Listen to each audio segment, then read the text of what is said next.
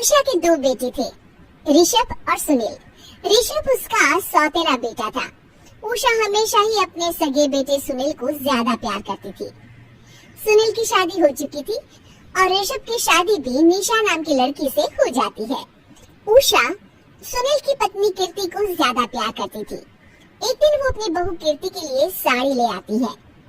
ये लो बहू, तुम्हारे लिए साड़ी लाई हूँ। कल पड़ोस की शादी में जाना है ना, तुम यही पहन कर चलना। तभी वहाँ ऋषभ आ जाता है। अरे माँ, तुम निशा के लिए साड़ी नहीं लाई?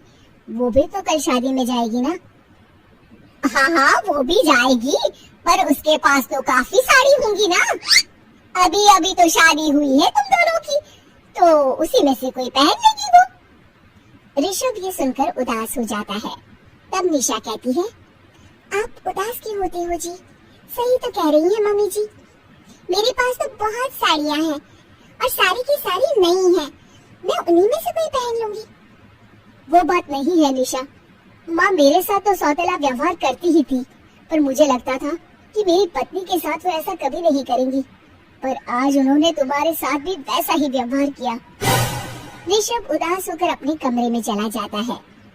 ऋषभ को उदास देखकर निशा को अपनी सास पर बहुत गुस्सा आता है। एक दिन उषा सुनील को कुछ पैसे दे रही होती है। ले बेटा सुनील, ये कुछ पैसे रख ले और बहू को कहीं घुमा लिया। जी मम्मी जी। सुनील वहाँ से चला जाता है। मम्मी जी, आपने इन्हें तो कभी पैसे नहीं दिए। ऐसा सौतेला व्यवहार आप क्यों करती हैं? बहू, ये किस तरह से बात कर रही हो तुम अपनी सास से? कोई ऐसे सवाल करता है क्या अपनी सासू से? सास, अरे जिस दिन से मैं इस घर में आई हूँ ना, आपने तो मुझे अपनी बहू माना ही नहीं। हमेशा कीर्ति भाभी के लिए ही सब कुछ लाती है। मुझे तो आज तक आपने कुछ दिया ही नहीं। क्या मैं जानती नहीं कि आप ऐसा क्यों करती हैं? देख निशा, तू अपना काम कर समझी। मेरे से बहस करने की कोई जरूरत नहीं है। तभी वहाँ ऋषभ आ जाता है। निशा, माँ से ऐसे बात नहीं करते। तुम जाओ अपने कमरे में। हाँ हाँ, जा रही हूँ। मुझे भी इनसे बात करने का कोई शौक नहीं है। निशा अपने कमरे में चली जाती है और ऋषभ भी वहाँ आ जाता है। निशा, तुमने माँ से क्यों झगड़ा किया? क्योंकि आप तो कुछ कहते ही नहीं, बस चुपचाप सहते रहते हैं। किसी को तो आवाज उठानी होगी ना। कोई बात नहीं निशा, तुम गुस्सा मत करो, शांत हो जाओ। निशा रसोई में खाना बना रही होती है। तभी वहाँ कीर्ति आ जाती है। निशा, तुम मार्केट से ये सामान ले आओ। मैं क्यों जाऊँ? आप ही तो जा सकती हो ना। दिख नहीं रहा कि मैं खाना बना रही हूँ? हाँ तो क्या हुआ, खाना बनाने के बाद चली जाना। हाँ हाँ, खाना भी मैं ही पकाऊं, बाजार जाकर सामान भी मैं ही ले आऊं। खुद तो कुछ करोगी नहीं, है ना? ओहो, जुबान तो देखो कैसे चल रही है। सुनो, तुम अभी आई हो इस घर में, तमीज में रहो, वरना सासू माँ से कहकर मायके भिजवा दूंगी तुम्हें। हाँ। ओह, हाथ लगा कर दिखाओ मुझे, देख लूंगी। बहुत मनमानी हो गई तुम दोनों की, समझी? निशा लिस्ट कीर्ति के ऊपर फेंक देती है। कीर्ति निशा को मारने आती है तो निशा उसका हाथ मोड़ देती है। मर गई रे, छोड़ मेरा हाथ। आज के बाद मुझसे कोई बदतमीजी की तो अच्छा नहीं होगा।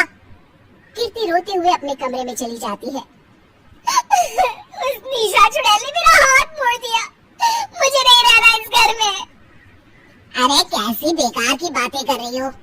अरे निकालना ही है तो ऋषभ और निशा को निकालेंगे। नहीं, मुझे अलग घर चाहिए। कान खोलकर सुन लीजिए, हम दोनों इस घर से जल्द जाएंगे। आप नए घर का इंतजाम कीजिए बस। मैं इन दोनों के साथ ज्यादा नहीं रह सकती। हाँ, वैसे मैं भी कुछ दिनों से सोच रहा था। अच्छा हुआ तुमने कह दिया, मैं माँ को भी बता देता हूँ।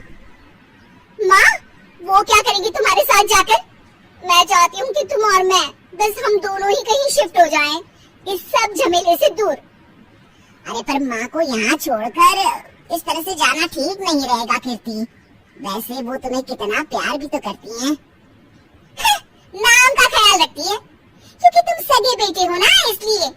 तुम अगर सौतेले होते तो मेरे साथ भी ऐसे ही सलूक करती, जैसे अभी तुम्हारे सौतेले भाई और उसकी पत्नी से करती है। अरे पर फिर भी फिर भी कुछ भी नहीं। देखो, या तो हम दोनों इस घर से कहीं दूर जाएंगे या फिर मैं अपने मायके चली जाऊंगी। हाँ, बता देती हूँ। अच्छा बाबा, अच्छा ठीक है। सुनील अपनी माँ से बात करने आता है।